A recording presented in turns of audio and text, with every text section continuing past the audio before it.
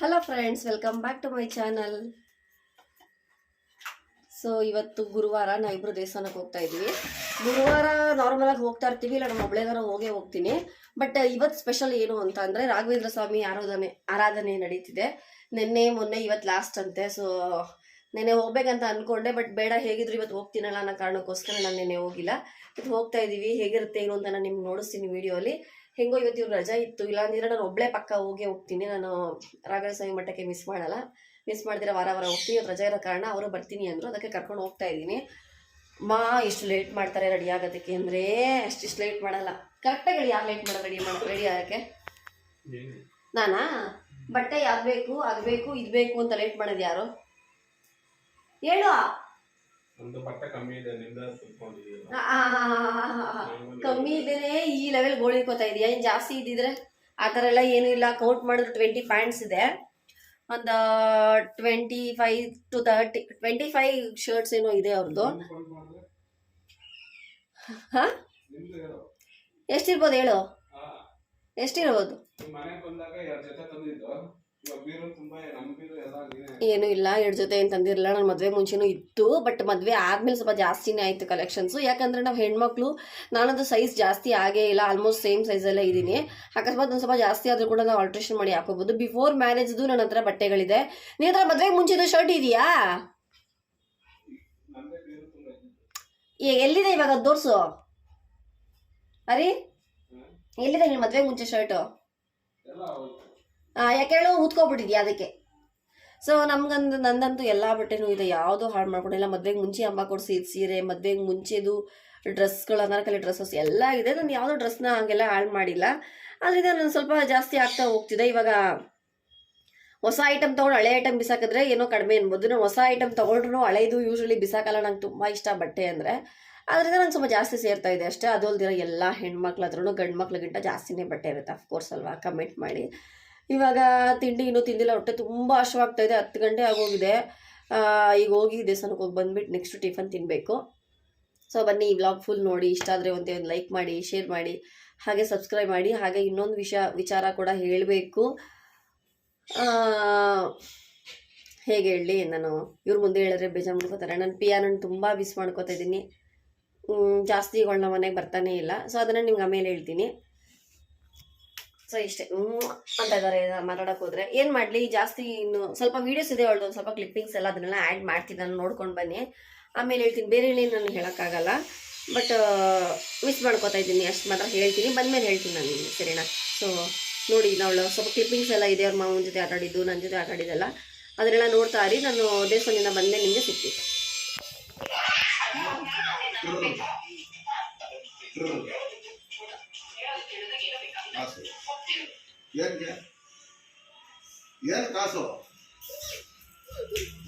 ತಾತ ಜೊತೆ ಆಟಾಡೋಗು.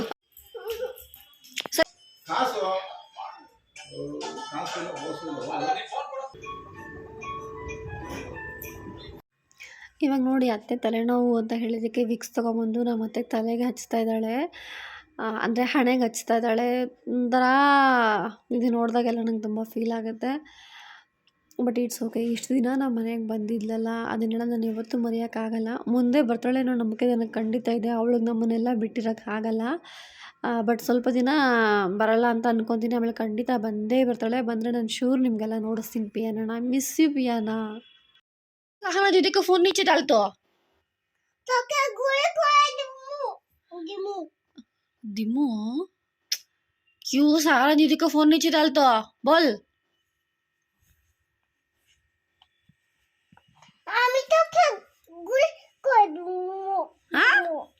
तू ओपन कर, तुम्हारा फेस ओपन कर. क्यों सहाना दीदी को फोन नीचे डाल तो? क्यों? ओपन कर, फेस ओपन कर. क्यों नीचे डालते फोन? क्यों माँ? क्यों नीचे डालते साना दीदी को फोन? क्यों नीचे डालते?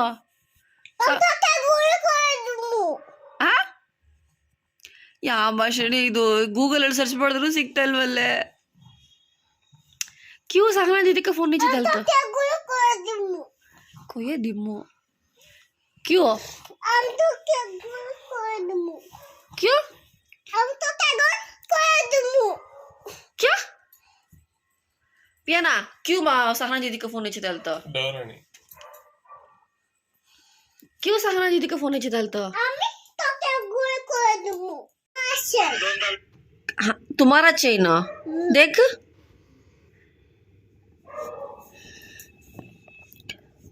क्यों नीचे डालता फोन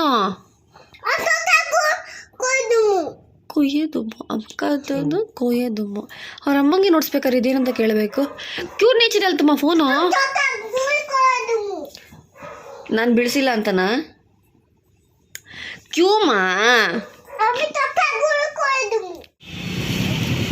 ತಗೋ ಫುಲ್ ಜನ ದೇವಸ್ಥಾನ ಇರೋದು ಎಲ್ಲಿ ನಾವು ಪಾರ್ಕಿಂಗ್ ಅಂತ ಇರೋದು ಎಲ್ಲಿ ಗೊತ್ತಾ ಅಲ್ವಾ ಪಾರ್ಕಿಂಗೇ ಸಿಕ್ಕಿಲ್ಲ ಇವತ್ತು ಅಷ್ಟು ಜನ ಇದ್ದಾರೆ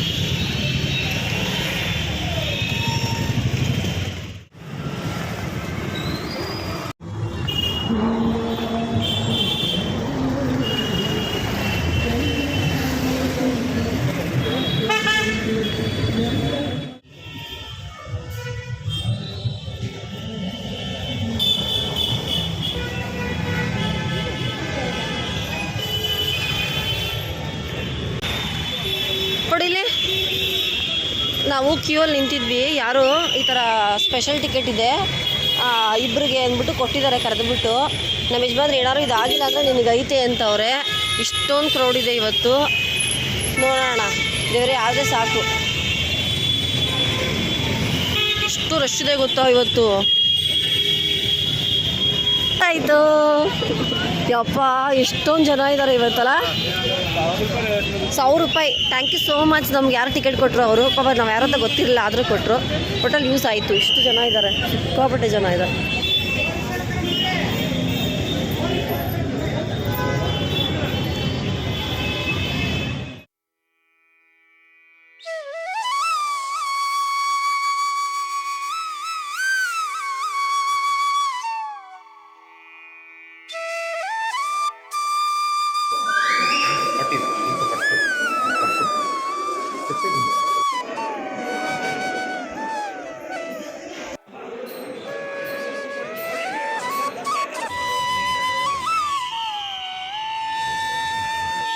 ಜನ ಬಂದಿದ್ದಾರೆ ಅಂತ ಅರ್ಥ ಮಾಡ್ಕೊ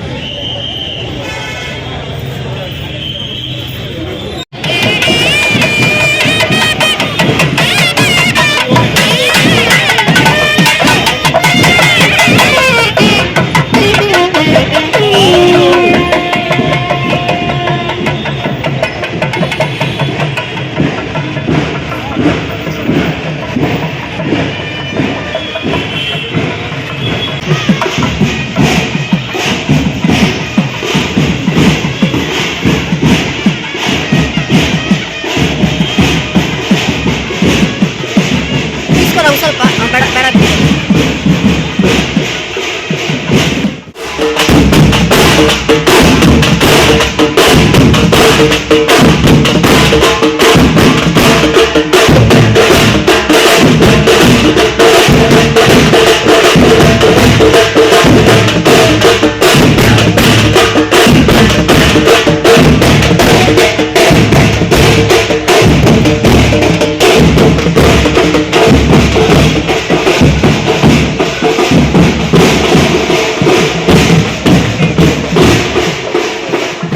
ಇವಾಗ ತಿಂಡಿ ಎಲ್ಲ ಆಯಿತು ಅವರು ಸ್ವಲ್ಪ ಹೊರಗಡೆ ಹೋಗ್ತೀನಿ ಅಂತಂದ್ರು ಓಕೆ ಅಂದ್ಬಿಟ್ಟು ಸುಮ್ಮನೆ ಅದೇ ಒಂಥರ ಇವತ್ತು ಅದೃಷ್ಟ ಥರ ಅಂತ ಅನ್ಕೊತೀನಿ ಅದು ಅದೃಷ್ಟ ಅಂತಲ್ಲ ಕ್ಯೂಲ್ ಹೋದ್ರೂ ಖುಷಿನೇ ನನಗೆ ಕ್ಯೂಲ್ ಹೋದ್ರೆ ತುಂಬ ಖುಷಿನೇ ಬಟ್ ಹೇಗೆ ಅಂದರೆ ಪಾಪ ನಾವು ಕ್ಯೂಲ್ ನಿಂತಿದ್ದೀವಿ ನಾವು ಮುಂದೆನೇ ಕೇಳ್ತಾ ಇದ್ದಾರೆ ಫ್ರೀ ಟಿಕೆಟ್ ಇದೆ ಯಾರಿಗಾದ್ರೂ ಬೇಕಾ ಇಬ್ರಿಗೆ ಮಾತ್ರ ಆಗುತ್ತೆ ಫ್ರೀ ಟಿಕೆಟ್ ಇದೆ ಯಾರಿಗಾದ್ರೂ ಬೇಕಾ ಅಂತ ಕೇಳ್ತಾ ಇದ್ರು ಬಟ್ ಯಾರೂ ಏನು ಹೇಳೇ ಇಲ್ಲ ನಮ್ಮ ಮುಂದೇನೋ ಹೋದ್ರು ಬಟ್ ನಾವು ನಮ್ಮ ಯಜಮಾನ್ರು ಕಿವಿ ಮೇಲೆ ಹಾಕೊಂಡಿಲ್ಲ ನಾನು ಹಾಕ್ಕೊಂಡೆ ಬಟ್ ಅಷ್ಟು ಫ್ಲ್ಯಾಶ್ ಆಗಿಲ್ಲ ಮುಂದಕ್ಕೆ ಹೋದ್ಮೇಲೆ ಅವ್ರನ್ನ ಕರೆದ್ಬಿಟ್ಟು ಜಸ್ಟ್ ಒಂದು 2-3 ಹೆಜ್ಜೆ ಮುಂದಕ್ಕೆ ಹೋದ್ರು ಸರ್ ಹಿಂಗೆ ಟಿಕೆಟ್ ಕೊಡ್ತೀನಿ ಅಂದ್ರಲ್ಲ ಕೊಡ್ತೀರಾ ಅಂತ ಕೇಳಿದೆ ಅಷ್ಟರಲ್ಲಿ ಯಾರೂ ಇಸ್ಕೊಂಡಿರಲಿಲ್ಲ ಮೇಡಮ್ ಇಬ್ಬರು ಇದ್ದಾರಾ ಅಂದರು ನಾನು ನಮ್ಮ ಹಸ್ಬೆಂಡ್ ಇದ್ದೀವಿ ಅಂದೆ ಕೊಟ್ಟರು ಆಮೇಲೆ ನಮ್ಮ ಯಜಮಾನ್ರು ಬೇರೆ ಯಾಕಂದ್ರೆ ಅಷ್ಟೊಂದು ಕ್ರೌಡ್ ಇತ್ತಲ್ಲ ಟಿಫಿನ್ ಬೇರೆ ತಿಂದಿರ ಹೋಗಿದ್ವಿ ಅಷ್ಟು ನಮ್ಮಿಬ್ಬರು ತಡ್ಕೊಳಕ್ಕಾಗಲ್ಲ ಅಷ್ಟೊಂದು ಯಾಕಂದರೆ ನಾವು ಹಾಸ್ಕೊಂಡೆಲ್ಲ ಅಷ್ಟೊಂದು ಅಭ್ಯಾಸ ಆಗಿಲ್ಲ ಅಲ್ವಾ ಅದರಿಂದ ಏನಾದರೂ ಅಕಸ್ಮಾತ್ ಟಿಕೆಟ್ ಇಲ್ಲ ಅಂದರೆ ಅಷ್ಟೇ ನಿಂಗೆ ಅಂದ್ಕೊಂಡು ತಮಾಷೆಗೆ ಹೇಳ್ತಾ ಇದ್ರು ನಿಮ್ಗೆ ಅದು ವಿಡಿಯೋ ಕ್ಲಿಪ್ಪಿಂಗ್ ಕೂಡ ಇದೆ ನೋಡಿ ಆಮೇಲೆ ನೋಡಿದ್ರೆ ಬೇಗನೆ ಹೋದ್ವಿ ಕ್ಯೂ ಅಲ್ಲಿ ಏನೂ ಇರಲಿಲ್ಲ ಆರಾಮಾಗಿ ಹೋದ್ವಿ ಒಳಗಡೆ ಹೋಗಿ ದರ್ಶನ ಎಲ್ಲ ಮಾಡ್ಕೊಂಡ್ವಿ ಆಮೇಲೆ ಪ್ರಸಾದ ಇಸ್ಕೊಳ್ಳೋಕೆ ಅಂತ ಬಂದ್ವಿ ಕೇಳಿದಕ್ಕೆ ಇದಕ್ಕೆ ಪ್ರಸಾದ ಕೂಡ ಕೊಡ್ತಾರೆ ಈ ಟಿಕೆಟ್ಗೆ ಅಂತ ಅಂದರು ಪ್ರಸಾದ ಕೌಂಟ್ರಲ್ಲಿ ಯಾರೋ ಒಬ್ರಿಗೆ ಇದಕ್ಕೆಲ್ಲ ಕೊಡಲ್ಲಪ್ಪ, ಈ ಟಿಕೆಟ್ ಕೊಡಲ್ಲ, ಬೇರೆ ಟಿಕೆಟ್ ಕೊಡೋದು ಅಂತ ಹೇಳ್ತಾ ಇದ್ರು. ನಮ್ಮ ಯಜಮಾನ್ರು ನಾನು ಕೇಳೋಕೆ ಒಂಥರ ಆಗುತ್ತಮ್ಮ, ಇವ್ರು ಸ್ವಲ್ಪ ಮುಜುಗರ ಪಡೋದು ಜಾಸ್ತಿ, ನಾನು ಸ್ವಲ್ಪ ಎಲ್ಲೇ ಆದ್ರೂ ಓಕೆ ಈ ಥರ ನಾನು ಜೈ ಅನ್ನೋ ಥರ ಹುಡುಗಿ. ಸರಿ ಕೇಳು ನೀನು ಅಂದರು. ಅಯ್ಯೋ ಅದರಲ್ಲಿ ನೀನು ಕೊಡು, ಕೇಳ್ತೀನಿ ಅಂದ್ಬಿಟ್ಟು ಇದು ಕೊಡ್ತೀರಾ ಪ್ರಸಾದ ಅಂದೆ. ನನಗೆ ಇಟ್ಸ್ ಓಕೆ, ಕೊಟ್ಟರು ಓಕೆ, ಕೊಡದೇ ಇದ್ರು ಓಕೆ. ಯಾಕಂದರೆ ನಾವು ದೇವ್ರಿಗೆ ಅಷ್ಟು ಈಸಿಯಾಗಿ ಹೋಗಿ ದರ್ಶನ ಮಾಡಿದ್ವಲ್ಲ, ಅದು ಖುಷಿ ಬೇಗನೆ ಆಯಿತು. ನೋಡಿದ್ರೆ ಕೊಟ್ಟೇ ಬಿಟ್ರು. ಈ ಪ್ರಸಾದ ಫುಲ್ ಇತ್ತು, ಇಲ್ಲಿವರೆಗೂ ಇತ್ತು. ಪಂಚಾಮೃತ ಅನ್ಕೊತೀನಿ ನೋಡಿ. ಇದು ಆ್ಯಪಲ್, ಬ್ಲ್ಯಾಕ್ ಗ್ರೇಪ್ಸು ಮತ್ತು ಗ್ರೀನ್ ಗ್ರೇಪ್ಸು, ಪೊಮೊಗ್ರನೇಟು, ಆಮೇಲೆ ಬಾಳೆಹಣ್ಣು, ಬೆಲ್ಲ ಇದೆಲ್ಲ ಹಾಕಿ ದೇವರಿಗೆ ಅಭಿಷೇಕ ಮಾಡ್ತಲ್ಲ ಪಂಚಾಮೃತ. ಅದು ಸಖತ್ತಾಗಿತ್ತು. ಇಷ್ಟಿತ್ತು. ನಾವು ಬಂದ ತಕ್ಷಣ ಒಂದು ಸ್ವಲ್ಪ ತಿಂದ್ಬಿಟ್ವಿ. ಯಾಕಂದರೆ ಸಂಜೆವರೆಗೂ ಅಕಸ್ಮಾತ್ ಅದು ವೇಸ್ಟ್ ಆದರೆ ಇದಾಗುತ್ತೆ ಅಂದ್ಬಿಟ್ಟು ನಮ್ಮ ಪಕ್ಕದ ಮನೆಯವ್ರಿಗೆ ಸ್ವಲ್ಪ ಕೊಟ್ಟೆ, ಅವರು ಕೂಡ ತೊಗೊಂಡ್ರು. ಆಮೇಲೆ ಇವತ್ತು ಪ್ರಿಯಾ ತಂಗಿ ಶ್ಯಾಮ್ಲಾದು ಬರ್ತಡೇ ಅಂತ ನಮ್ಮ ಮನೆ ಪಕ್ಕದಲ್ಲಿದ್ದಾರೆ. ಪಾಯಸ ಮಾಡಿದ್ಲು ನೋಡಿ, ಶಾವಿಗೆ ಹಾಗೆ ಸಬ್ಬಕ್ಕಿ ಹಾಕಿ ಪಾಯಸ ಮಾಡಿದ್ಲು. ನಾನು ತುಂಬ ದಿನ ಆಯಿತು ಪಾಯಸ ಮಾಡಿ. ನಮ್ಮ ಯಜಮಾನ್ರು ಜಾಸ್ತಿ ತಿನ್ನೋದೇ ಇಲ್ಲ, ಪ್ಲಸ್ ಅಷ್ಟೊಂದು ಮಾಡಲ್ಲ ನಮ್ಮಲ್ಲಿ ಶುಗರ್ ಐಟಮ್ಸು, ರೇರು. ಮಾಡಿದ್ರು ನಾನು ಜಾಸ್ತಿ ಮಾಡಲ್ಲ, ಕಡಿಮೆನೇ ಮಾಡೋದು. ಅವಳು ಮಾಡಿ ಕೊಟ್ಟಳು, ಫೋನ್ ಮಾಡಿದ್ಲು. ನಾನು ಇದರಲ್ಲಿ ದೇವಸ್ಥಾನದಲ್ಲಿ ಇದ್ದಾಗಿನ ಈ ಥರ ಪಾಯಸ ಕೊಡಬೇಕು ಅಂತ. ಇಲ್ಲ ಹಿಂಗೆ ದೇವಸ್ಥಾನಕ್ಕೆ ಹೋಗಿದ್ದೀನಿ ಅಂದೆ. ಅಲ್ಲಿಂದ ಬಂದ ಮೇಲೆ ನೋಡಿದ್ರಿ ಅಲ್ವಾ, ಇದು ದೇವ್ರ ಮೆರವಣಿಗೆ ಎಲ್ಲ ಮಾಡ್ತಾಯಿದ್ರು, ಅದನ್ನೆಲ್ಲ ನೋಡ್ಕೊಂಡು ಬಂದ್ವಿ. ಒಂಥರ ಖುಷಿ ಆಯ್ತು ಇವತ್ತಂತೂ. ಈಗ ಅಲ್ಲೋಗಿ ಬಂದಮೇಲೆ ಈಗ ಪಿಯಾನ ಬಗ್ಗೆ ಮಾತಾಡಬೇಕಾಗಿತ್ತಲ್ಲ. ನಮ್ಮ ಯಜಮಾನ್ರು ಬೈದರು ಹೇಳ್ಬೇಡ ಅಂತ. ನೀವು ನನ್ನ ಫ್ಯಾಮಿಲಿ ಆಗಿರೋ ಕಾರಣ ಮುಂದೆ ನೀವು ಕೇಳಿದ್ರು ಕೇಳ್ಬೋದು, ಪಿಯಾನ ಯಾಕೆ ನಿಮ್ಮ ಮನೆಗೆ ಬರ್ತಾ ಇಲ್ವಾ, ಪಿಯಾನ ಜೊತೆ ಜಾಸ್ತಿ ಏನು ವೀಡಿಯೋಸ್ ಮಾಡ್ತಾ ಇಲ್ಲ ಅಂತ ಕೇಳಿದ್ರು ಕೇಳ್ಬೋದು. ಆದ್ದರಿಂದ ಕ್ಷೀಮುದು ಕೇಳಿದ್ರಿ ಅಲ್ವಾ, ಅದಕ್ಕೆ ಇರೋಬರೋ ಕ್ಲಿಪ್ಪಿಂಗ್ಸ್ ಎಲ್ಲ ಇವತ್ತು ಹಾಕಿ ಖಾಲಿ ಮಾಡಿಬಿಡ್ತೀನಿ. ಬರೋದೇ ಇಲ್ಲ, ಅವಳು ನೋಡೋದೇ ಇಲ್ಲ ಅಂತ ಅನ್ನೋಕ್ಕಾಗಲ್ಲ ನಾನು. ಈಗ ಜಸ್ಟು ನಾವು ದೇವಸ್ಥಾನದಿಂದ ಬರ್ತಾ ಇದ್ದಂಗೆ ಅಲ್ಲಿ ಕೂತಿದ್ಲು, ನಮ್ಮ ನೋಡ್ತಿದ್ದಂಗೆ ಬಂದು ತಕ್ಕೊಂಡ್ಲು, ನನಗೆ ಮುತ್ತು ಕೊಟ್ಲು, ನಾನು ಮುತ್ತು ಕೊಟ್ಟೆ. ಆದರೆ ಮೇಲ್ಗಡೆ ಕರ್ಕೊಂಡು ಬಂದಿಲ್ಲ, ಬರೋಕ್ಕೆ ರೆಡಿ ಇದ್ಲು. ಚಾಕ್ಲೇಟ್ ಕೊಟ್ಬಿಟ್ಟು ಕಳಿಸ್ಬಿಟ್ವಿ. ಏನಂತ ಅಂದರೆ ನಾನು ತಪ್ಪು ಅಂತ ಹೇಳ್ತಿಲ್ಲ, ಅವ್ರ ಅಪ್ಪ ಅಮ್ಮನ ಸ್ಥಾನದಲ್ಲಿ ನಾವೇ ಇದ್ದಿದ್ರು ಮೋಸ್ಟ್ಲಿ ನಾವು ಹಾಗೆ ಮಾಡ್ತಾಯಿದ್ವೋ ಏನೋ ನಮಗೆ ಗೊತ್ತಿಲ್ಲ. ಯಾಕಂದರೆ ನಮ್ಮ ಮಗು ನಮಗೆ ಇಂಪಾರ್ಟೆಂಟು. ಅವಳು ಪಿಯಾನ ಏನು ಮಾಡ್ತಿದ್ದಾಳೆ, ಯಾವಾಗ ನಮ್ಮ ಮನೆಗೆ ಜಾಸ್ತಿ ಹಚ್ಕೊಳ್ಳೋಕೆ ಶುರು ಮಾಡಿದ್ಲು. ಪ್ಲಸ್ ಪ್ರಿಯಾ ಬಂದಮೇಲೆ ಪಾಪು ಕೂಡ ಇದ್ದಾನೆ, ಚಿಂಟು. ನೆಕ್ಸ್ಟ್ ಟೈಮ್ ಚಿಂಟು ನೋಡೋ ಸಿಮ್ ಸ್ವಲ್ಪ ದೊಡ್ಡವನಾಗಲಿ, ಅವ್ನು ಇವಾಗಲೇ ಬೇಡ, ತುಂಬ ಚಿಕ್ಕವನಲ್ವಾ ಅವನ್ನ. ನಾನು ಯೂಟ್ಯೂಬಲ್ಲೆಲ್ಲ ವಿತೌಟ್ ಪರ್ಮಿಷನ್ ಎಲ್ಲ ನೋಡ್ಸೋದು ಚೆನ್ನಾಗಿರಲ್ಲ, ಅದಕ್ಕೆ ಚಿಂಟು ಬಂದಮೇಲೆ ಪಾಪು ಬಂದಮೇಲೆ ಅವ್ರ ಮನೆಗೆ ಹೋಗೋದು ನಮ್ಮ ಮನೆಗೆ ಹೋಗೋದೆಲ್ಲ ಜಾಸ್ತಿ ಅಡ್ಜಸ್ಟ್ ಆಗಿ ಒಂದು ದಿನದಲ್ಲಿ ಲೈಟ್ ಮಲ್ಕೊಳ್ತಾ ಇದ್ಲು. ಅಲ್ಲಿ ಬೆಳಗ್ಗೆ ಒಂದು 10 ಗಂಟೆ 9 ಗಂಟೆವರೆಗೂ ಅವ್ರ ಮನೇಲಿ ಇರ್ತಾ ಇದ್ಲು ಅಷ್ಟೇ. ಅದು ಬಿಟ್ಟರೆ ಆಲ್ಮೋಸ್ಟ್ ನಮ್ಮ ಮನೇಲಿ ಅವ್ರ ಮನೇಲೇ ಇರ್ತಾ ಇದ್ದಿದ್ದವಳು.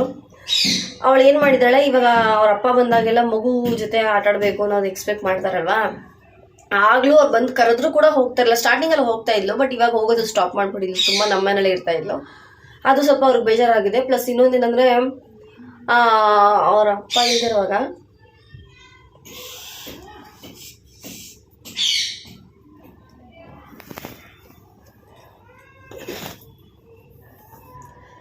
ಪ್ಲಸ್ ಇನ್ನೊಂದೇನಂದ್ರೆ, ಅವ್ರ ಅಪ್ಪ ಇಲ್ದಿರುವಾಗ ಅವ್ರ ಅಮ್ಮ ಇರ್ತಾರಲ್ಲ, ಬಾಗ್ಲು ಹಾಕೊಂಡಿರ್ತಾರಂತೆ, ಡೋರ್ ಲಾಕ್ ಮಾಡಿ, ಯಾಕಂದ್ರೆ ಆಚೆ ಹೊಟ್ಟೋಗ್ತಾಳೆ ಅಂದ್ಬಿಟ್ಟು. ಅವಾಗ ಅವ್ರ ಅಮ್ಮನಿಗೆ ಹೊಡಿಯೋದೆಲ್ಲ ಮಾಡ್ತಿದ್ಯಂತೆ ಮಗು. ಅದೆಲ್ಲ ಕೇಳಿ ಬೇಜಾರಾಯಿತು. ಸೊ ಅದರಿಂದ ಇಲ್ಲ, ಇನ್ನು ಜಾಸ್ತಿ ಕರೆಯೋದು ಬೇಡ ಅಂದ್ಬಿಟ್ಟು ಡಿಸೈಡ್ ಮಾಡಿದ್ವಿ. ತಾತ ಕೂಡ ಹೇಳ್ತು, ಇಲ್ಲಮ್ಮ ಹಿಂಗೆಲ್ಲ ಹೇಳ್ತಾಯಿದ್ರು. ಮಗುಗೂ ಬೈದ್ರು ಮೊನ್ನೆ ಅವರಪ್ಪ. ಅದೆಲ್ಲ ಕೇಳಿ ನನಗೂ ಬೇಜಾರಾಯ್ತು, ನಮ್ಮಿಂದ ಮಗು ಯಾಕೆ ಬೈಸ್ಕೋಬೇಕು ಅಂದ್ಬಿಟ್ಟು. ಸೊ ಜಾಸ್ತಿ ಅವ್ರ ಮನೆಗೆ ಹೋಗೋದು ಬೇಡ ಅಂದ್ಬಿಟ್ಟು ಅವರೇ ಕಂಟ್ರೋಲ್ ಮಾಡ್ತಾಯಿದ್ದಾರೆ. ನಾನು ಡಿಸೈಡ್ ಮಾಡಿದೆ, ಅವಳೇ ನಮ್ಮ ಮನೆಗೆ ಬಂದರೆ ಎಷ್ಟುವರೆಗೂ ಬೇಕಾದ್ರೆ ಇರಲಿ, ಆಟ ಆಡಿಸ್ಬಿಟ್ಟು ಕಳ್ಸೋಣ.